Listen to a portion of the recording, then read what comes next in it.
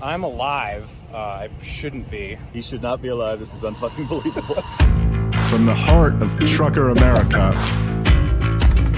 my boy Reed Coverdale, host of The Naturalist Capitalist. This is what government does. It sucks. If you think you're going to win people over by stating commonplaces, you're just selling the other part. It is about dictating every transaction that you have for the rest of your life. Mr. Potato Head. Coverdale is the guy to be president of the United States. You intimidated me with your perfect 74 stat. That was the beginning of my problems. He died doing what he loved, chasing a minor. I'll put a 50 cal attached to my Suburban. Libertarians need to get out of New York. The gulag is going to be in your house. This guy's a fucking murderer. He deserves to be in a Gotta get him out of that truck at night and get him into the White House. Hello, everyone. Thanks for tuning in to another episode of The Naturalist Capitalist. I've got something kind of different here today. I am here with my friend Vince. We just finished a road trip. I was in Reno for the Libertarian National Convention. I'll have to do another episode kind of, I'll touch on it a little bit here, but I'll do another episode completely covering everything that went down there. But clean sweep, the Mises Caucus now controls the Libertarian Party. It's got every major position, so things went well. But anyway, I drove from Reno over to Sacramento, where I met up with Vince, and we did a road trip from San Francisco up through the Redwoods to Crater Lake and back here to Salt Lake. And tomorrow we're headed to Texas to hang out with Ryan Dawson, Eric Jackman, and Ron Paul. But anyway, Vince, why don't you just tell us a little bit about yourself? Just tell us how, maybe start out with how you and I first met, how that all happened. Yeah, sure.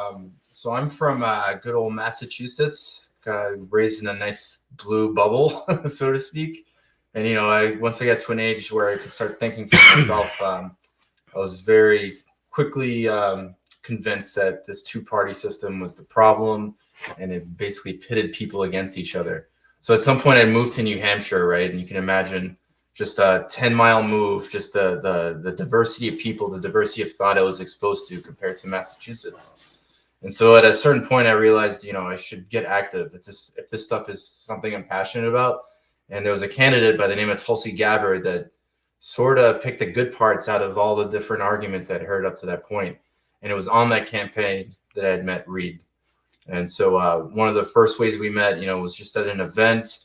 Reed at the time was kind of going through a moment of disillusionment with politics himself, more so coming from the right side. It's almost like we had like mirror experiences. But by the time I hooked up with Reed, it was very clear that there were some things lacking in the campaign that at the time I may have been overlooking. And Reed is not one to compromise very much. So once everything, that journey was over for us, Reed told me about starting this podcast. It's a green screen, by the way, but after 2 years of work and just, assembling relationships and, now these big changes in the Libertarian Party. I mean, if you had told me 2 years ago, it would have been like easy, Reed, but, he's proved me wrong. So this is awesome. Yeah, well, I remember when I first saw Tulsi Gabbard sign in 2019 in New Hampshire. I didn't even know who she was. Didn't know it was a she. Didn't know what this person was running for, because the signs just said Tulsi 2020. So Tulsi? I was like, is this for mayor? Is this for governor? Is he or she a Republican, Democrat? I didn't know anything. Then I found out about her through a YouTube commercial, and I was like, oh, she actually makes a little bit of sense. So I remember the first day I decided to check out this campaign, I knew she was going to be, I forget what town this was in, somewhere in southern New Hampshire. She was doing a meet and greet where they were like building this gazebo or something. Do you remember that one? Yeah, with the veterans in Newmarket. Yeah, sure. Yeah, Newmarket, that's where it was. And so I was like, all right, I'll go to it. And there were like 30 people there maybe. So I actually got to talk with her for a while. But I remember when I first came there, I started talking to one of the volunteers, and she was selling shirts. And I was like, oh, can I get one? And she was like, yeah, these are all union made. Like, we wouldn't, sell anything that wasn't made by unions. We support unions. And like, that was my first, interaction. And I was just like, I don't know if this whole Democrat thing is going to work.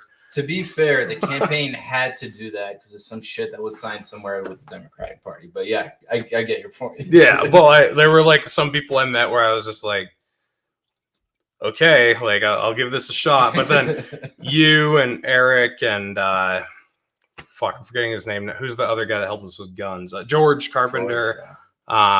Several other people. I was like, okay, like I kind of belong here. Like there's some people who are like kind of skeptical who aren't just like, Democrats or whatever. But what was that like for you? Were you just like, did you just jump into it and it was cool no matter what? Or were you happy to find people? I jumped in to the campaign February that year. And I remember why I did it. It was I was tuning through. For some reason, I used to watch Colbert at the time.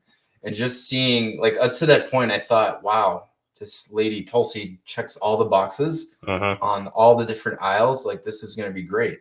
And then I saw how, Colbert was treating her. I was like, oh, man, they've already made their judgment. Like, Tulsi is blacklisted. So it's like, when I heard that she's, like, just using volunteers to manage her campaign, it's like, well, I kind of like her. I see the bullshit here on TV. If I'm not going to do anything, how can I expect anyone else to do anything?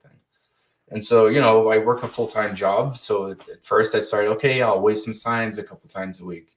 And then you get to meet people. And to answer your question directly, it was the only time I'd ever seen, liberals, conservatives, people that didn't have a fucking clue, people that were really well-versed, had strong opinions, literally all work together and bust ass just to, give this lady a spot. And that's something I hadn't seen anywhere. I mean, I wasn't so heavily involved with politics when Ron Paul ran for both.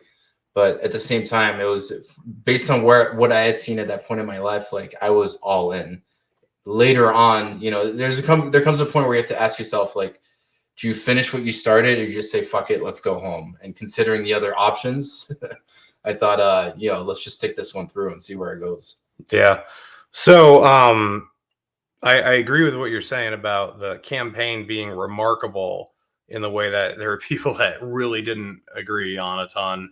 Some of them only agreed on one thing, which was like, end the war in Yemen and we shouldn't still be in Syria and Saudi Arabia is not our friend or whatever. Like kind of those like foreign policy ideas. I agreed with her on more than just that, but some people like that was the one thing and they disagreed on everything else, but they would all get together and wave a sign for her. Right. And it still blows my mind, especially with like all the shit that goes on in the Libertarian Party when people agree on like 99% of stuff. Like I just remember back to this campaign where, I mean, there were literal communists on that campaign waving a sign with me, and we both disagreed with each other on a ton and disagreed with Tulsi on a ton, but we were like, hey, we're all here. It was the spirit of Aloha. It was just weird. I mean, if Congress could do like a fraction of what I saw everyone on that campaign do, I think this country would be in much better shape. Yeah. They only can when we're like raising spending or going to war or passing some surveillance. Then they act like that. Yeah. They like all. I guess that's what I underestimated going into work for that campaign is I didn't understand the power that money had over. I mean, everyone says they do, they understand it, but when you see it like with your own eyes, when you hear of like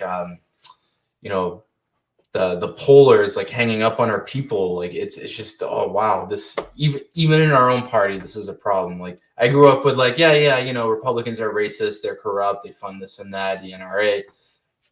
Obviously, I know now that that's pretty much all of politics, at least for the two main parties. And, it's very easy to, blame this person or that, candidate on a personal level. But it's like until the system gets taken care of, I don't see what can happen.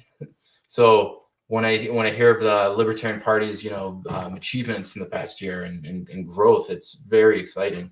Yeah, for sure. Just want to talk about Tulsi's campaign a little bit more because it's really like formative to how I got here and how like everything we've seen. But the thing about the campaign that really changed me was I didn't realize how evil the establishment was until I was on that campaign, because I saw them like laugh at Ron Paul and kind of belittle Trump, and they were pretty bad to Trump in some ways. Like they did call him a Russian traitor or whatever, but nothing compared to like what they did to her. I mean, it was just insane. I couldn't believe it was happening. And she was a current like serving member in the National Guard and a congresswoman. And Actually, she was like as straight and narrow as you can get, and like honorable and kind and like loyal. Like, think of how loyal she was to the Democratic Party when they just like fucking stomped on her. And like the fact that like I saw them do this to her like over and over and over again, it just blew my mind. But what was that like for you? No, I mean, that I would say seeing her treatment by her own party in that campaign is probably, what solidified. Today I identify as an independent. I'm not quite ready to say libertarian, but it's we'll get them. Don't worry, we're working on it. It's because of that campaign. I'm afraid, when you think blue or a certain color through certain lenses for a certain time, and then you realize, oh, there's more to it.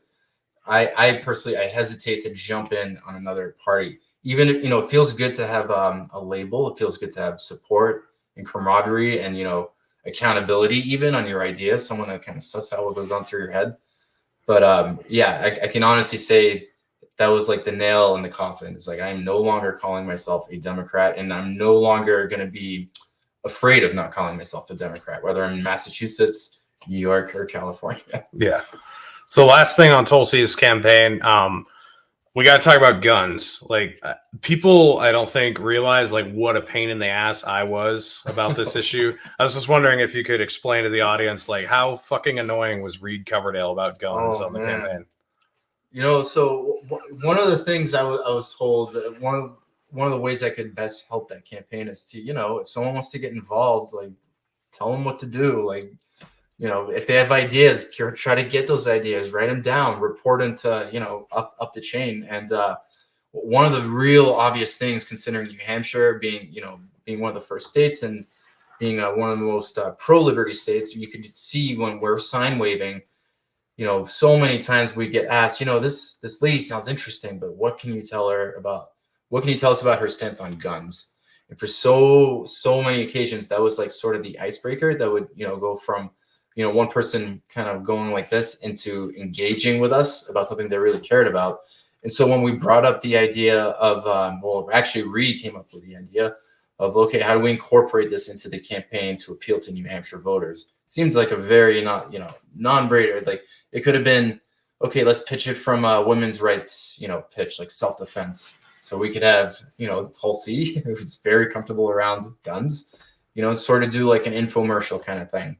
But something even that, let's say, that base, it's base. But I also, when I first heard about it, I was like, I don't see how like the most staunch progressive woke person, whatever you want to call it, would oppose this idea. And yet when we try to run things up the chain, there's so many priorities going on. At one point I'd heard, well, I don't want to repeat what I'd heard, but essentially it's different opinions on targeting. And, at the end of the day, when that happens, you need someone to step in and say, okay, no, this is the strategy, but who do you put in charge of that? And that's where, again, everyone's got an opinion. Yeah. But it was a great learning experience. Like, regardless of the many things I disagree with Tulsi on, and also like when I'm confused, like when she endorses Biden, or like when she originally kind of threw in with the COVID shit, like I don't regret doing any of it. Like, it was very good learning experience. There are people like you and Eric and David Fight that I still am friends with today. So certainly don't regret any of that stuff. But after the campaign, you moved to Hawaii and lived out on a farm and polished papayas and sort of like, dabbled in Hinduism a little bit. Tell us about that. What was that like? Yeah, sure. I mean, I had been working at my job and, kind of went on this adventure that, I had the opportunity to, help out with a cause that I truly believed in. And after that, I kind of started thinking of myself as like institutionalized, right? Like to go on this journey, then go back to where I was. And when the campaign had asked me to help them out, I basically had a decision to make. Do I quit my job and kind of challenge, the rest of my future, or do I just kind of stay with what's safe? So I chose the latter. And after the campaign ended, I wasn't quite sure what I wanted to do with my life. I'd always been, in the sciences, that's my field, but realizing I could help, in other aspects of life I hadn't considered, it really made me think a little bit. So I wanted to kind of get away from all the noise, definitely from politics. I mean, I don't have to tell you, like, when you're like in it, it's like there's like a vacuum. So just kind of recharge. And I kept in touch with Reed, and he's kind of keeping me, up to speed with what's going on in the outside world. And eventually I came back and found a job in West Sacramento, California. No, it's much to Reed's chagrin and a couple other friends, but I'm seeing there's ways I could serve here too, I think. Yeah. So I remember after the campaign died and she endorsed Biden, you had like a 1 week layover basically in Arizona before you flew out to Hawaii. So we did a 27-mile backpacking trip, or it wasn't a backpacking trip. It was a hiking trip. It was 1 day. Like we didn't. So I don't know if anyone watching is familiar with the Grand Canyon, but we hiked down the Bright Angel Trail all the way to the river, then walked upriver a couple miles, and then I forget the name of the other trail. Took another trail out, and then we came out on the rim like 7 miles away from the truck. And I had just picked him up. What was the town you were staying in before I picked you up? You were down somewhere near Phoenix, kind of. Scottsdale, yeah. So I picked you up, and we drove all the way up to the Grand Canyon, spent the night in the truck, got up first thing in the morning, did this 27-mile hike, and then we drove all the way back down almost to Phoenix and camped, and then he flew to Hawaii the next day. But I distinctly remember that we were going down the Bright Angel Trail, and this park ranger just sees us and screams at us, just stop, stop. And I didn't know if there was a mountain lion coming or something. I was just like, what? Okay. So you and I stopped, and then she pulled her handkerchief out and put it over her face, and she got like 10 feet off the trail and then was like, okay, come on down now. And then we came down, and then she scolded us for about 5 minutes, how we were super spreaders and we were being irresponsible. It's like, we thought going on a hike was like the most responsible thing we could do. Because this was in the end of March in 2020. So this is like the like pinnacle of hysteria. Nobody knows what's going on. So we just went hiking, and this was new to us, this type of outbreak and reaction. So we laughed it off and thought it was just ridiculous. But that was really just a sample of what to come. That was a tiny little bit. I mean, I remember, so that night too is actually the night that you told me about this idea. Mm-hmm. But it was also the night that Tulsi, or at least we'd heard that Tulsi had endorsed Biden. Yeah. And I remember we really like you said, like after that hike, after coming out of a canyon and hiking, just being dead. And then you hear that news, like, okay, that's it. I'm done with politics. I think what had actually happened, she had endorsed him like 2 days earlier, but we hadn't like heard anything else from her. She came on Jimmy Dore. She went on Jimmy Dore's show, and he asked her some tough questions. It was tough. It was not great answers. We were like, oh, they were tough questions, but I remember that like he wasn't trying to do like the gotcha. Right. He was like, hey, I'm trying to help you out here. Like, what do you have to say for yourself? And I remember like, oh man. At the end of the day, I have to remember, like, I shouldn't put anyone on a pedestal, right? Like, right. And that's not a dig at Tulsi. That's like, I don't know what it's like to be in Tulsi's shoes. I don't know all the gears, all the things that they have to manage. I'm just, helping in this one regard. And so, yeah, it's disappointing, and I don't want to like deal with that again. So I'm going to be a little more cautious, to, where I throw my effort in. But you had mentioned before, like, no regrets, because this is like, these are the things you have to learn at some point. Yeah. Or else you end up like, Nick, what's his face? Nick Sarwark, yeah. So I want to talk a little bit about your experience in Hawaii, because I also like left my profession behind and took off for 2 years, went to all 50 states, Alaska, Hawaii, everywhere else, did all this traveling, and it completely changed my outlook on life.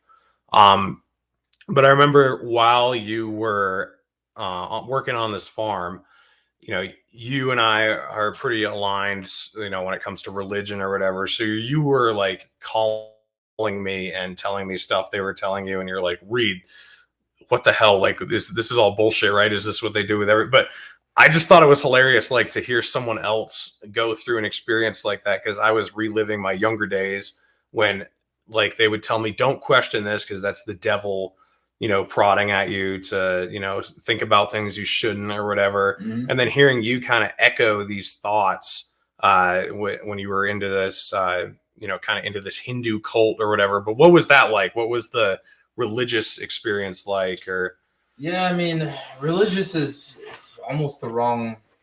I mean, I don't want to cop out and go, this was more spiritual than religious. I mean, that's what they all say. So, and to be fair, it's one of the oldest religions, right? So like the text, we can say the Bible, the Quran, they're man-made, but these have, we have old actual books in Sanskrit, and that's not.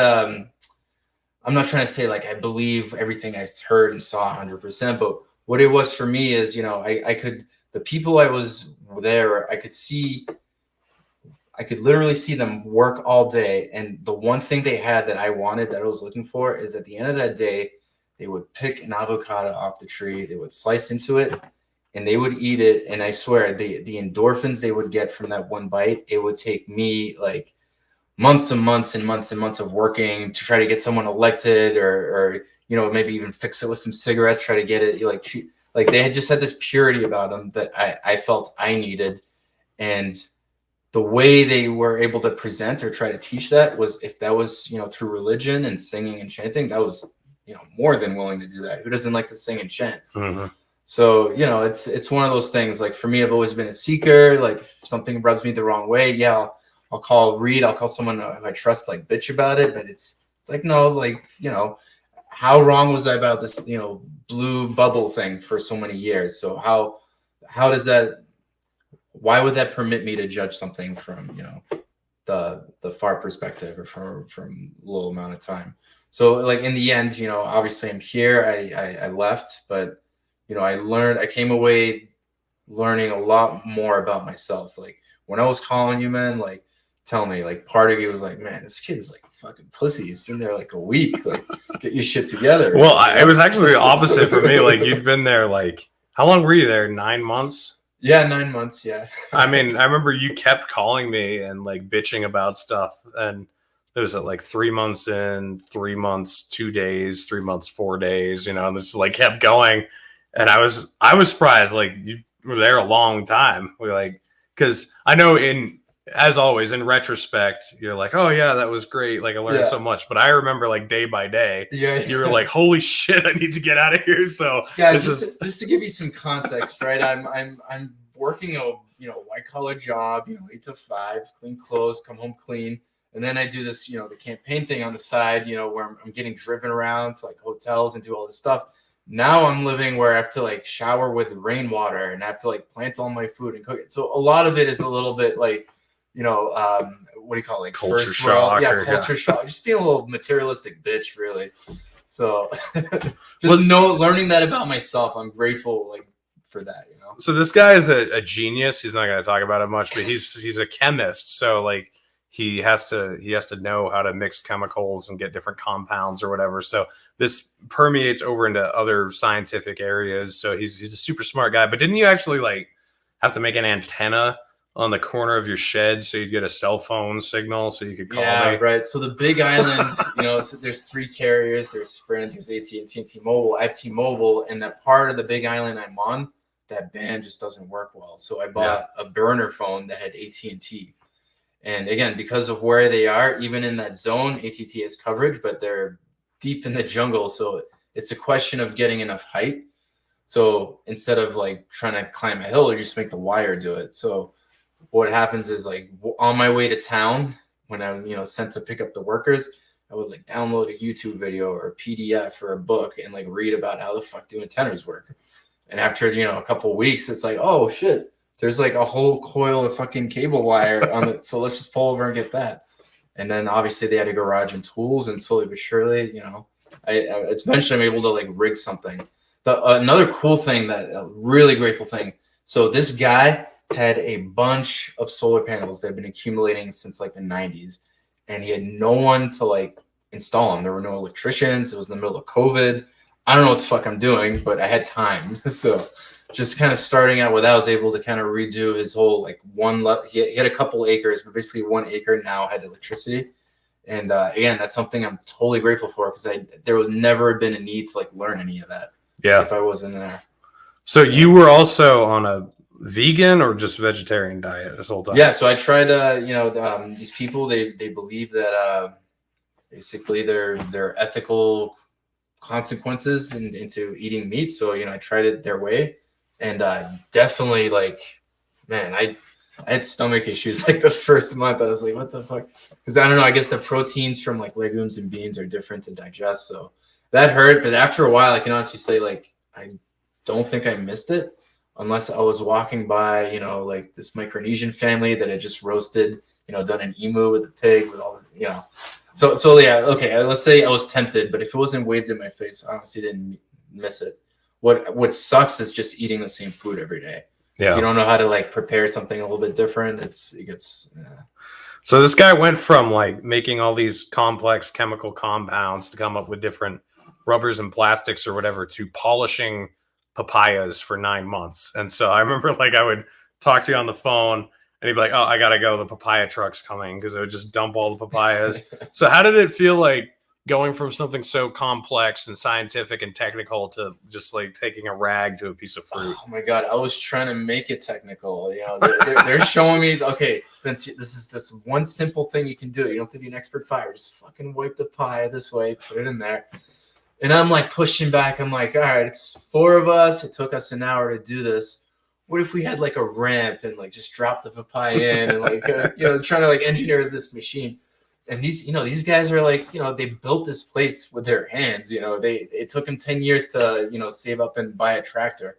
And here I'm like talking like, trying to reinvent the fucking art of farming for them. So it's a shock. It's like, you have to realize, like, just because you have an idea, like the way you present it, like know your role. Like, I just got there. I'm a guest. Like, I ain't shit. The guys used to call me college boy, which is, it was a term of endearment, but it was also like, hey, dude, you ain't shit right here. Yeah. Just like learn from us and know your role.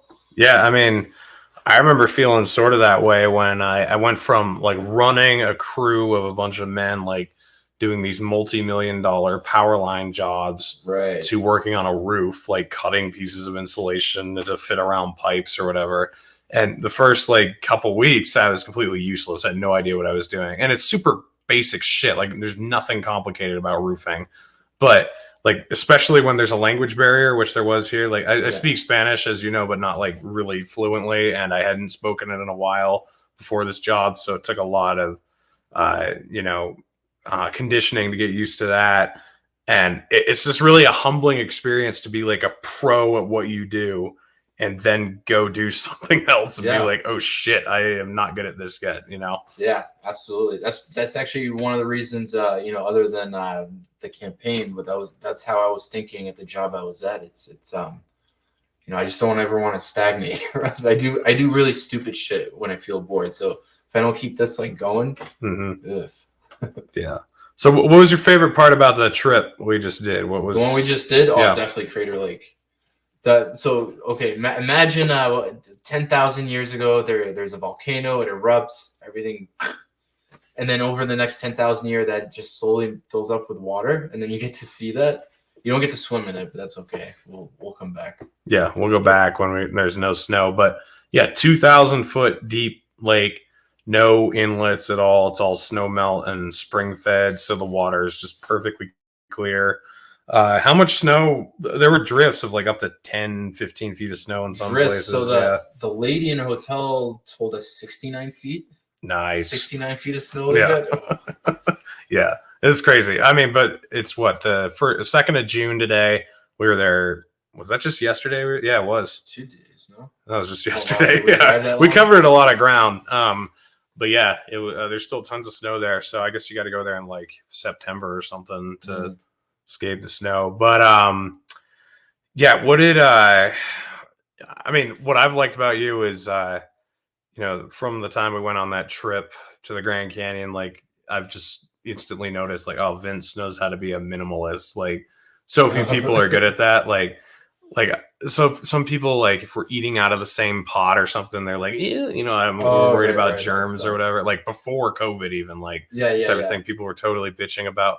Like, you just don't give a shit. Like, we strip down and jump in the Colorado River, even though it's like super cold and muddy or whatever. And then like this trip, we didn't take a shower the whole time. We're just like sleeping in sleeping bags on the side of the road or whatever. And I don't know. That's a quality that not enough people have anymore. Like they don't have any grit anymore, determination.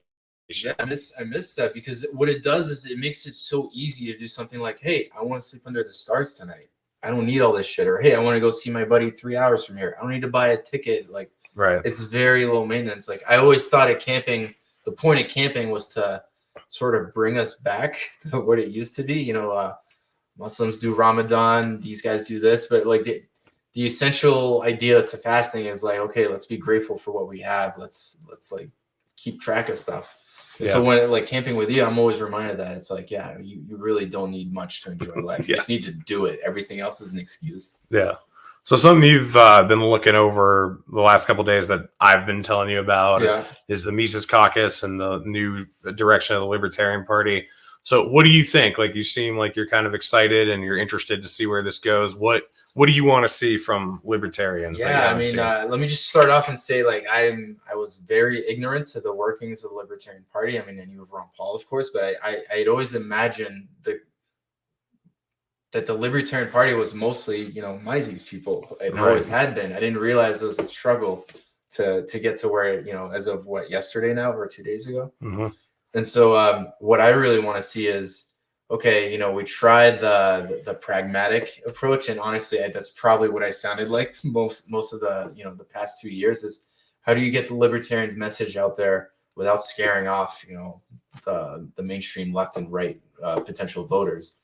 And so the first step to that, I think, is just having everyone on the same page. I mean, yeah, Reed used to tell me, you kind of mentioned, you know, to go from a campaign where you see like that spectrum of beliefs, and then they can work together, but then you hear about the libertarians like, wait, why don't they have their shit together? Because of that? What the fuck?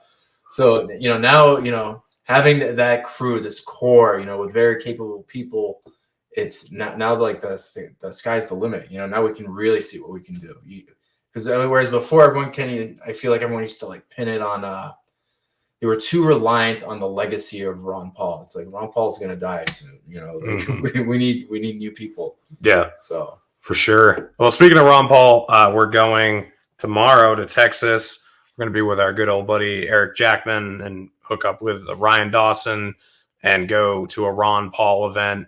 You just jumped on board with this like last minute. We were going to do this road trip and everything. And then you were like, whoa, what the fuck? You're going to see like, Ron Paul? What are you dishing me for? He's like, Ron Paul. I was like, oh, okay.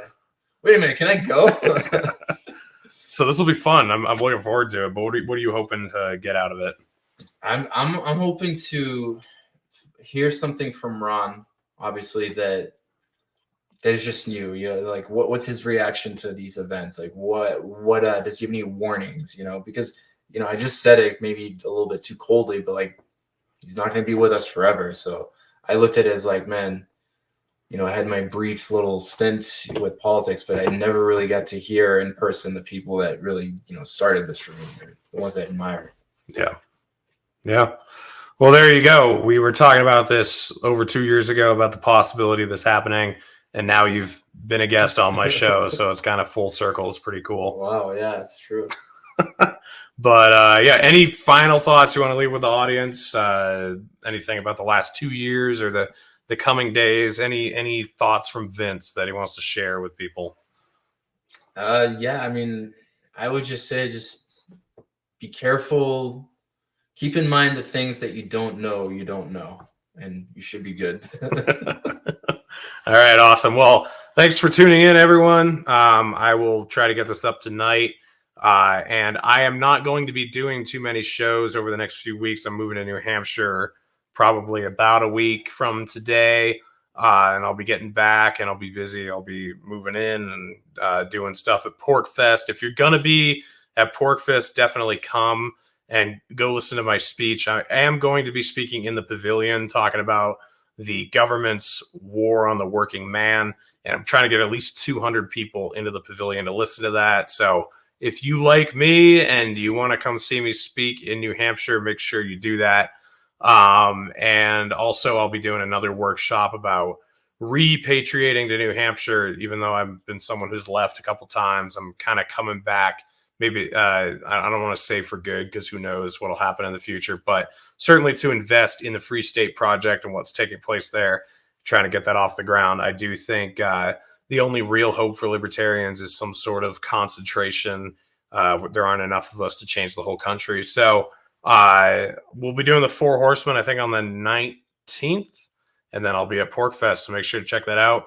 Vince, thanks for joining the show. Great. We'll do it again.